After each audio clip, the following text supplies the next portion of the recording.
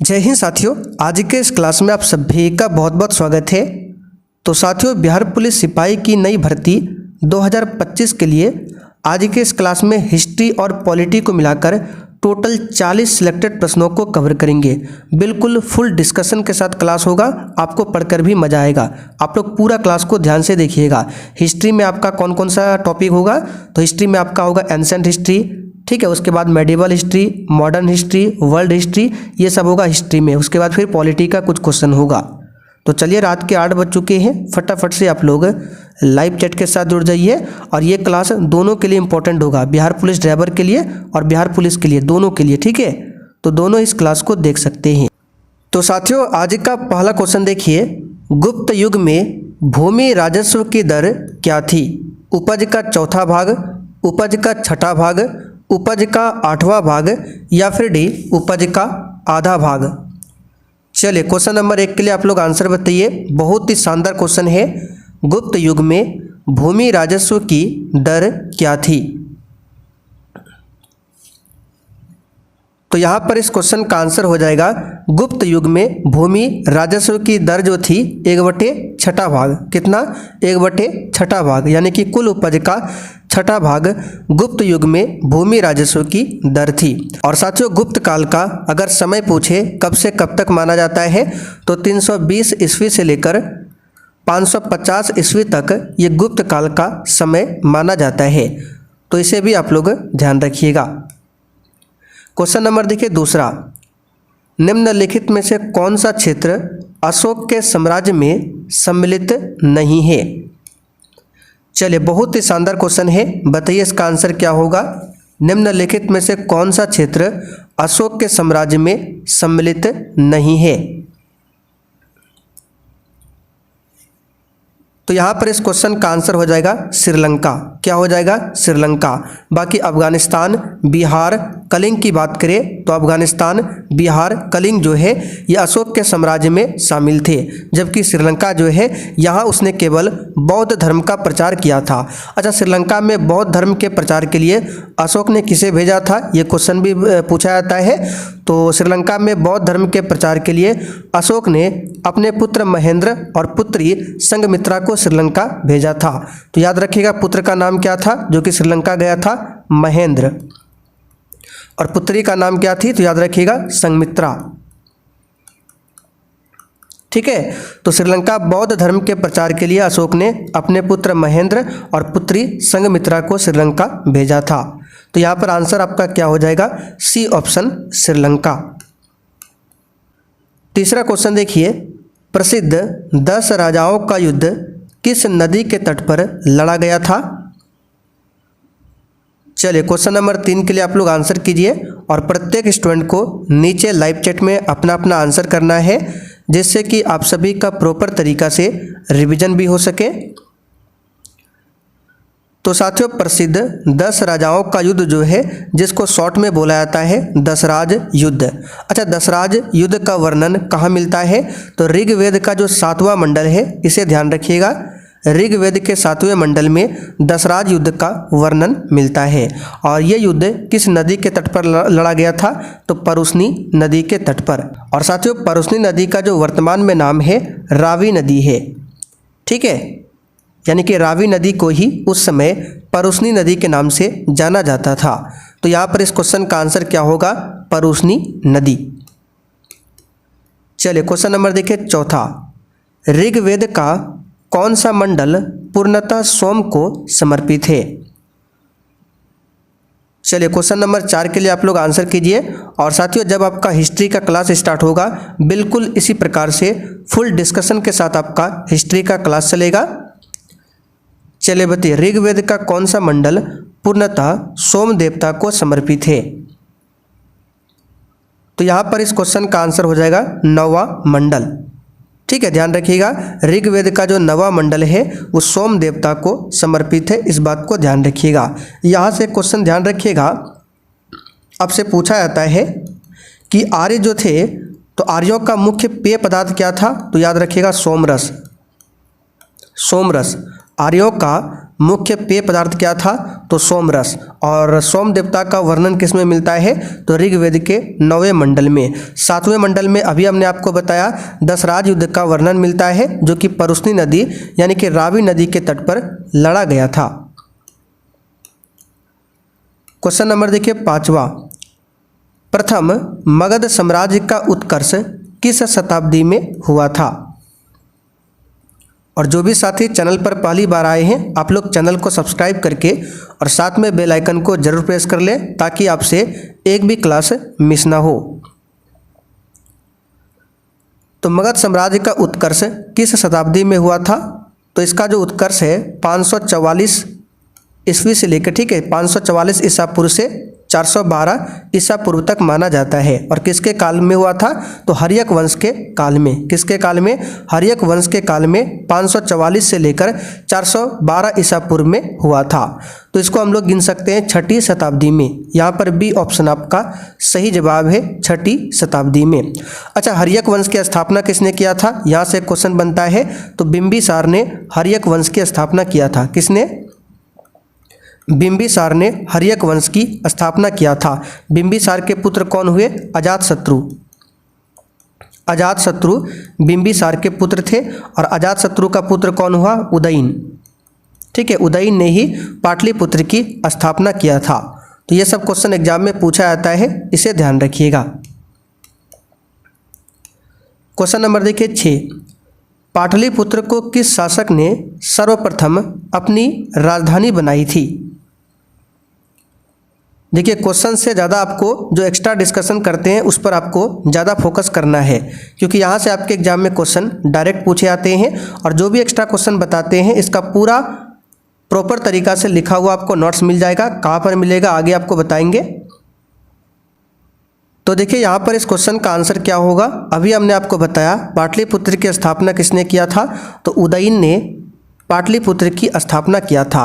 और उदयन ने क्या किया था? तो मगध की जो राजधानी प्रारंभ में थी राजगिरी, आप सभी जानते हैं मगध महाजनपद की राजधानी कहाँ पर थी? तो राजगिरी में। तो उदयन ने क्या किया था? मगध की राजधानी राजगिरी से स्थानांतरित करके कहाँ पर कर दिया था? तो पाटलिपुत्र में कर दिया था। और फिर कालांतर में मौर्य सम्राट चंद्रगुप्त मौर्य ने भी पाटलिपुत्र को अपनी राजधानी बनाया था। तो ऑप्शन में तो उदयन नहीं है, तो यहाँ पर देखिए ऑप्शन में दिया है चंद्रगुप्त मौर्य। यहाँ पर ए ऑप्शन आपका सही जवाब है। अच्छा, चंद्रगुप्त मौर्य का प्रधानमंत्री कौन था? कौटिल्य। कौन था? कौटिल्य, जिनको विष्णुगुप्त या फिर चाणक्य के नाम से भी जाना जाता है। चंद्रगुप्त मौर्य का पुत्र कौन हुआ था? तो याद रखिएगा बिंदुसार। चंद्रगुप्त मौर्य का पुत्र कौन था? बिंदुसार। बिंदुसार का पुत्र कौन हुआ? अशोक। ठीक है, इस बात को ध्यान रखिएगा। अगला क्वेश्चन देखिए, नालंदा विश्वविद्यालय किस लिए विश्व प्रसिद्ध था? चलिए क्वेश्चन नंबर 7 के लिए आप लोग आंसर बताइए। नालंदा विश्वविद्यालय किस लिए विश्व प्रसिद्ध था? तो साथियों, नालंदा विश्वविद्यालय की बात करें तो बौद्ध धर्म दर्शन की शिक्षा के लिए विश्व प्रसिद्ध था। किसके लिए? बौद्ध धर्म दर्शन की शिक्षा के लिए। और चीनी यात्री हुएनसांग जो है, चीनी यात्री हुएनसांग इसी नालंदा विश्वविद्यालय में शिक्षा प्राप्त किया था। तो ये क्वेश्चन पूछा जाता है कि चीनी यात्री हुएनसांग ने कहाँ पर शिक्षा प्राप्त किया था? तो नालंदा विश्वविद्यालय में। अच्छा, हुएनसांग जो है ये किसके शासनकाल में भारत आया था? तो हर्षवर्धन के शासनकाल में। ठीक है, ध्यान रखिएगा, हर्षवर्धन के शासनकाल में चीनी यात्री हुएनसांग भारत आया था। अब हर्षवर्धन से संबंधित क्वेश्चन पूछा जाता है, इसके दरबारी कवि कौन थे? तो बाणभट्ट। बाणभट्ट हर्षवर्धन के दरबारी कवि थे। और बाणभट्ट ने रचना की है हर्षचरित। अगर आपसे पूछे हर्षचरित की रचना किसने किया है? तो बाणभट्ट ने किया है। ये सब क्वेश्चन आपको ध्यान रखना है। और साथियों, अगर आपको बिहार पुलिस 2025 के लिए बिल्कुल इसी प्रकार से फुल डिस्कशन के साथ डेली प्रैक्टिस सेट लगाना चाहते हैं और इसी प्रकार से फुल डिस्कशन के साथ अगर आपको सब्जेक्ट वाइज क्लास चाहिए तो आपका बिहार पुलिस के लिए नया बैच स्टार्ट हो चुका है। जिन्होंने अभी तक इस बैच को ज्वाइन नहीं किया है, फटाफट से आप लोग जाकर इस बैच को ज्वाइन कर सकते हैं। बैच में क्या क्या मिलेगा यहाँ पर लिखा हुआ है और अधिक जानकारी चाहिए तो ये व्हाट्सअप नंबर दिया गया है, इस पर मैसेज करके आप लोग जानकारी ले सकते हैं। वैसे अभी क्लास खत्म होने के बाद इस बैच के बारे में हम आपको बताएंगे पूरा डिटेल में, इसलिए आप लोग क्लास को लास्ट तक देखिएगा। ठीक है, चलिए आगे बढ़ते हैं। क्वेश्चन नंबर 8, जैन धर्म के प्रवर्तक महावीर स्वामी का जन्म स्थान कहाँ पर था? और जो भी क्वेश्चन हम एक्स्ट्रा बताते हैं ये सब आपको लिखा हुआ मिल जाएगा नोट्स के रूप में इसी बैच में, और क्लास जैसे ही खत्म होगा इसका पीडीएफ भी आपको आंसर के साथ मिल जाएगा, ताकि आप लोग बाद में फिर से इसका प्रैक्टिस सेट लगा सकें। तो जैन धर्म के प्रवर्तक महावीर स्वामी जैन धर्म के आखिरी और 24वें तीर्थंकर माने जाते हैं। ठीक है। अच्छा, महावीर स्वामी के बचपन का नाम क्या था? वर्धमान। ठीक है, क्या था? वर्धमान। और इनका जन्म कहाँ पर हुआ था? तो कुंडग्राम में। कुंडग्राम कहाँ पड़ता है? वैशाली में। तो कभी कभी ऑप्शन में वैशाली भी दिया जाता है।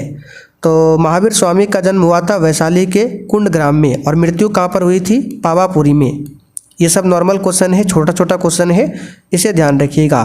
तो मृत्यु पावापुरी में, जन्म वैशाली के कुंडग्राम में, बचपन का नाम क्या था? वर्धमान था।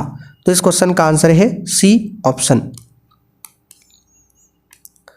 तबकात ए नासरी का लेखक कौन था?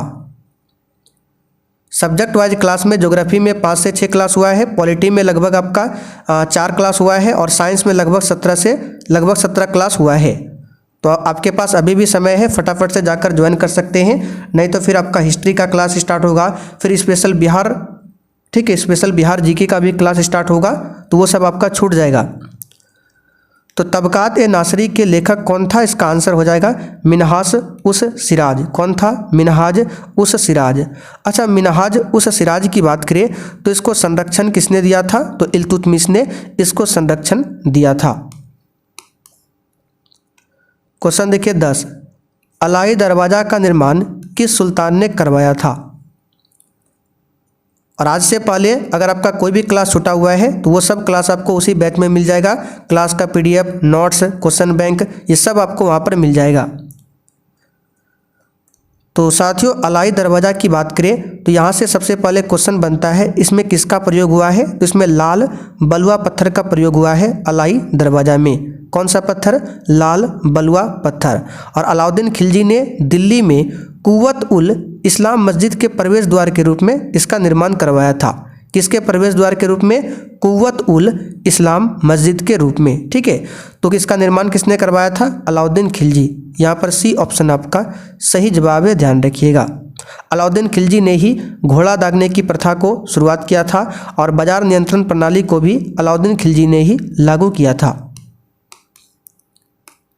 हुमायूंनामा की रचना किसने किया था?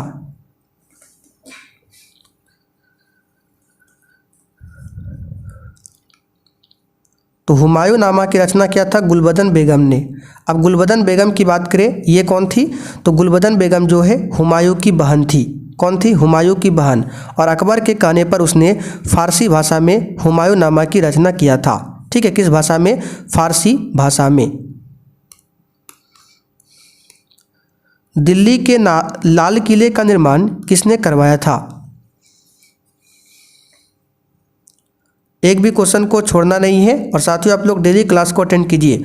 और जो भी साथी अभी तक बिहार पुलिस 2025 के लिए तैयारी में नहीं लगे हैं तो आप लोग बहुत बड़ी गलती कर रहे हैं। इस बार अगर आपको 100% बिहार पुलिस में जाना है तो आपको अभी से तैयारी में लगना होगा। डेली क्लास अटेंड कीजिए, जमकर तैयारी कीजिए। तो दिल्ली के लाल किले का निर्माण करवाया था किसने? इसका आंसर क्या हो जाएगा? शाहजहाँ ने। ठीक है, शाहजहाँ ने लाल किला का निर्माण करवाया था 1648 में। ठीक है, 1648 में करवाया था। अंग्रेजों ने श्रीरंगपट्टनम की संधि किसके साथ किया था?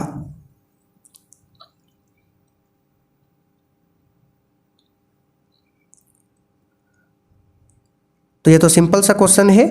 तृतीय आंग्ल मैसूर युद्ध की जब समाप्ति हुई थी तो उस पर मैसूर के शासक टीपू सुल्तान और कॉर्नवालिस के बीच 1792 में श्रीरंगपट्टनम की संधि संपन्न हुई थी। अच्छा, इस संधि के तहत टीपू को क्या करना पड़ा था? तो ये जो श्रीरंगपट्टनम की संधि है, इस संधि के तहत टीपू सुल्तान को अपना आधा राज्य अंग्रेजों को देना पड़ा था। इस श्रीरंगपट्टनम की संधि में, ठीक है। और ये संधि कब हुआ था? तो तीसरा जो आंग्ल मैसूर युद्ध हुआ था ये समाप्त हुआ था इसी संधि से, श्रीरंगपट्टनम की संधि से। और जब ये संधि होता है तो इसमें टीपू सुल्तान को अपना आधा राज्य देना पड़ा था और साथ में अपने 2 पुत्रों को बंधक रखने की स्वीकृति देनी पड़ी थी अंग्रेजों को, ठीक है। और इसके बाद फिर चौथा आंग्ल मैसूर युद्ध होता है 1799 में, जिसमें टीपू सुल्तान की मृत्यु हो जाती है। तो श्रीरंगपट्टनम की संधि किसके साथ किया था? तो इसका आंसर क्या होगा? तो 13 नंबर के लिए हो जाएगा तीसरा, ठीक है, टीपू सुल्तान। अंग्रेजों ने श्रीरंगपट्टनम की संधि किया था टीपू सुल्तान के साथ में। टीपू सुल्तान की राजधानी कहाँ पर थी? श्रीरंगपट्टनम। 1857 के विद्रोह का नेतृत्व बिहार में किसने किया था? तो ये तो सिंपल सा क्वेश्चन है, वीर कुंवर सिंह ने किया था बिहार से, ठीक है। 1857 की क्रांति का प्रतीक चिन्ह क्या था? कमल और रोटी। क्या था? कमल और रोटी या फिर कमल और चपाती कह सकते हैं। ये क्रांति शुरुआत कहाँ से हुआ था? तो उत्तर प्रदेश के मेरठ से शुरुआत हुआ था। कब शुरुआत हुआ था? तो 10 मई को, यानी 10 मई 1857 से ये क्रांति स्टार्ट हुआ था।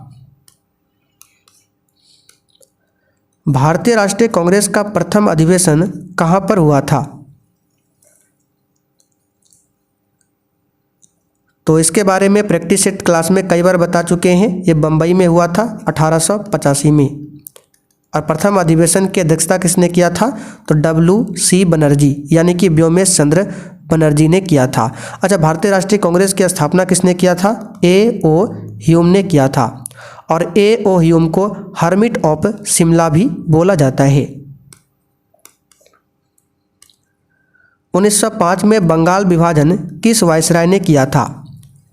और जो भी एक्स्ट्रा क्वेश्चन बता रहे हैं आपको लिखने की ज़रूरत नहीं है, बस आप लोग केवल ध्यान से सुनिए। ये सब आपको लिखा हुआ मिल जाएगा बैच में। तो ये तो सिंपल सा क्वेश्चन है, लॉर्ड कर्जन के समय में हुआ था। और रद्द कब हुआ था? तो 1911 में बंगाल विभाजन रद्द हुआ था लॉर्ड हार्डिंग के समय में, ठीक है। नील कृषकों की दुर्दशा पर लिखी गई पुस्तक जो कि नील दर्पण है, इसके लेखक कौन थे? ये क्वेश्चन दरोगा में भी पूछा चुका है। चलिए, इस क्वेश्चन का आंसर क्या हो जाएगा? दीनबंधु मित्र। क्या हो जाएगा? दीनबंधु मित्र। महात्मा गांधी ने सर्वप्रथम किस किसान आंदोलन में भाग लिया था?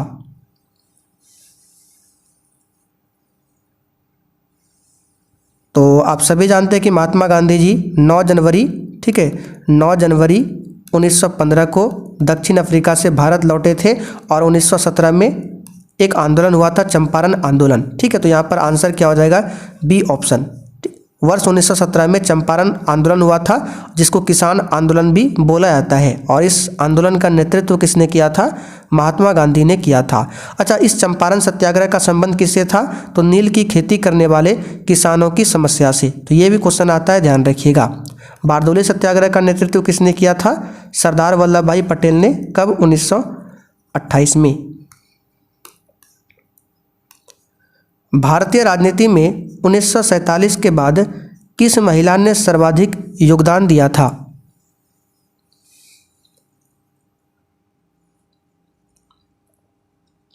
तो इसका आंसर हो जाएगा अरुणा आसफ अली ने। किसने दिया था? अरुणा आसफ अली ने। अच्छा, अरुणा आसफ अली की बात करें तो भारत की प्रथम रेल मंत्री थी अरुणा आसफ अली।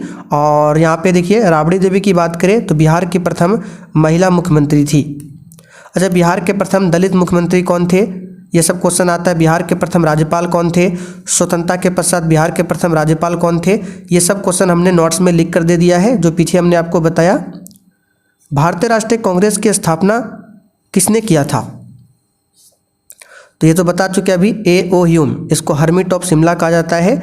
स्थापना 28 दिसंबर 1885 को किया गया था बम्बई में। और इसके प्रथम अधिवेशन कब हुआ था? तो 1885 में ही हुआ था बम्बई में, जिसकी अध्यक्षता किया था WC बनर्जी, यानी कि व्योमेश चंद्र बनर्जी ने। एनी बेसेंट की बात करें तो भारतीय राष्ट्रीय कांग्रेस की अध्यक्षता करने वाली प्रथम महिला थी। इन्होंने 1917 में कांग्रेस के कलकत्ता अधिवेशन की अध्यक्षता किया था। बंगाल विभाजन से जुड़े भारत के वायसराय का नाम बताएं। तो ये तो लॉर्ड कर्जन हो जाएगा। 1905 में बंगाल का विभाजन हुआ था। वंदे मातरम गीत किसने लिखा था?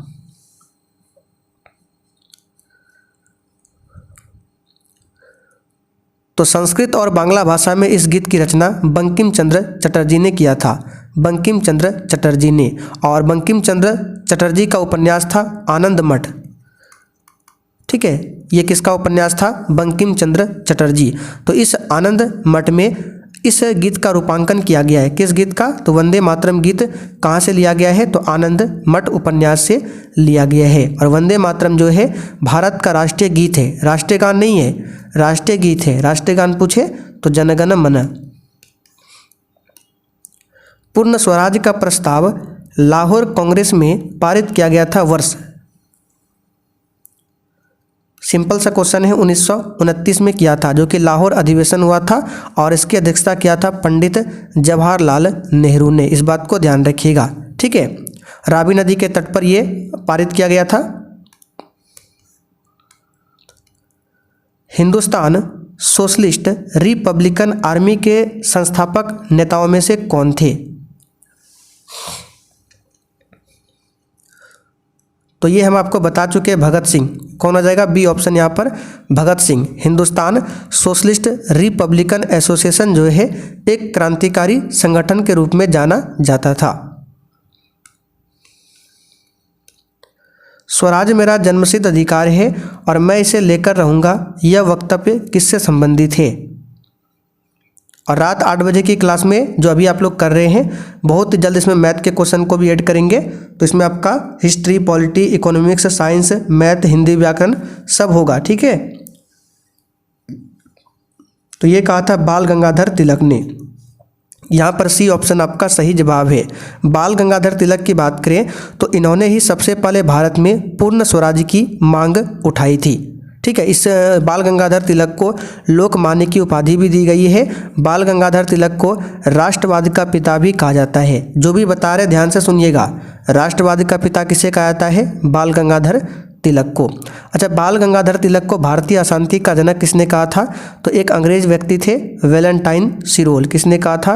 वेलेंटाइन सिरोल ने बाल गंगाधर तिलक को भारतीय अशांति का जनक कहा था। सुभाष चंद्र बोस ने 1939 में फॉरवर्ड ब्लॉक की स्थापना किया था। मुस्लिम लीग द्वारा पाकिस्तान की स्थापना की मांग करने वाला जो प्रस्ताव है ये पारित किया गया था। अब यहाँ पे 2 क्वेश्चन बनेंगे। अगर पूछे भारत से अलग मुस्लिम राष्ट्र की मांग कब पहली बार उठाई गई थी? तो उठाई गई थी 1930 में। ठीक है, पहली बार मुस्लिम राष्ट्र की मांग जो है इकबाल ने 1930 में मुस्लिम लीग के अध्यक्षीय भाषण में किया गया था। लेकिन 1940 में जो ये मुस्लिम लीग का जो लाहौर अधिवेशन हुआ था उसमें अलग मुस्लिम राष्ट्र की मांग का प्रस्ताव पारित हुआ था। तो पारित पूछे 1940, लेकिन उठाया गया था 1930 में। तो यहाँ पे पारित पूछा गया है तो 1940 होगा। अगस्त 1932 में रैमजे मैकडोनाल्ड के सांप्रदायिक पंचायत के द्वारा पहली बार एक पृथक निर्वाचक समूह बनाया गया। किसके लिए बनाया गया था? तो अछूतों के लिए बनाया गया था। किसके लिए? अछूतों के लिए। भारत सरकार अधिनियम 1935 ने समाप्त किया था। ये हम पॉलिटी क्लास में आपको बता चुके हैं। क्या समाप्त किया था? इसका आंसर हो जाएगा आपका प्रांतीय द्वैध शासन व्यवस्था को समाप्त किया था 1935 के एक्ट ने। साथियों, ये जो एक्ट है 1935 का, इसको संविधान का ब्लूप्रिंट भी कहा जाता है। क्यों? क्योंकि यहाँ से 80% चीज़ें जो है भारतीय संविधान में लिया गया है। स्वराज आम जनता के लिए होना चाहिए, केवल वर्गों के लिए नहीं, के प्रसिद्ध सूत्र की घोषणा किसने की? यानी ये जो कथन है, ये कथन किसका है, ये आपको बताना है।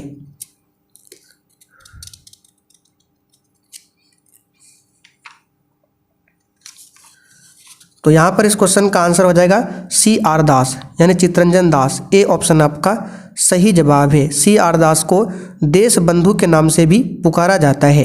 इन्होंने 1922 में जो कांग्रेस का अधिवेशन हुआ था बिहार के गया में, ठीक है, बिहार के गया में कांग्रेस का दूसरा अधिवेशन हुआ था। पहला वाला हुआ था 1912 में, ये कल हमने प्रैक्टिस सेट नंबर 58 में आपको बताया था। गया में, पटना, बांकीपुर में हुआ था, ठीक है, जिसकी अध्यक्षता RN माधुलकर ने किया था। और 1922 वाला जो गया अधिवेशन है इसकी अध्यक्षता किया था चित्तरंजन दास ने। और CR दास ने ही 1923 में चित्तरंजन दास ने और मोतीलाल नेहरू दोनों ने मिलकर स्वराज दल का गठन किया था। इस बात को ध्यान रखिएगा, जिसको स्वराज पार्टी भी बोलते हैं। अगला क्वेश्चन, अखिल भारतीय कांग्रेस कमेटी ने भारत छोड़ो प्रस्ताव पास किया वर्ष। तो 14 जुलाई 1942 को कांग्रेस का एक बैठक होता है वर्धा में, तो उसी वर्धा में भारत छोड़ो प्रस्ताव पारित किया गया था 1942 में। यहाँ पर डी ऑप्शन आपका सही जवाब है। आज़ाद हिंद सरकार के निर्माण की घोषणा की गई।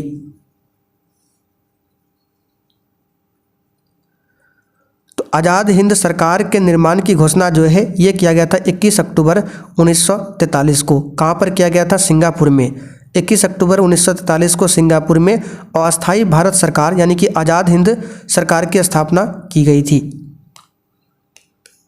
चलिए, हम बहुत बड़ी भूल करेंगे यदि हम बिहार की जनता और उनके मंत्रिमंडल को लीग के नेताओं के हिंसक व असभ्य आक्रमणों के आगे आरक्षित छोड़ देंगे। वर्ष 1946 में यह बात किसने कही थी? तो ये स्टेटमेंट कहा था किसने? सरदार वल्लभ भाई पटेल ने। चलिए आगे देखते हैं। दक्षिण अफ्रीका में किसने रंगभेद नीति के विरुद्ध लंबा संघर्ष किया था? आप लोग देख सकते हैं, बहुत ही शानदार क्वेश्चन है। तो इसका आंसर हो जाएगा नेल्सन मंडेला, ठीक है। और रंगभेद नीति के विरुद्ध लंबा संघर्ष किया था। उसके बाद दक्षिण अफ्रीका के स्वतंत्र होने के बाद वहाँ के राष्ट्रपति बने थे 1994 में नेल्सन मंडेला। अच्छा, नेल्सन मंडेला को भारत रत्न भी मिला है 1990 में, इस बात को ध्यान रखिएगा। दो प्रमुख राजनीतिक दलों के नाम बताइए जिनका रूस की 1917 की क्रांति में महत्वपूर्ण योगदान रहा। यहाँ पर देख सकते हैं, पहले हमने एंसेंट हिस्ट्री कवर किया, फिर उसके बाद मेडिएवल हिस्ट्री, फिर अभी कवर कर रहे हैं वर्ल्ड हिस्ट्री, ठीक है। तो यहाँ पर इस क्वेश्चन का आंसर हो जाएगा आपका कौन सा 34 के लिए?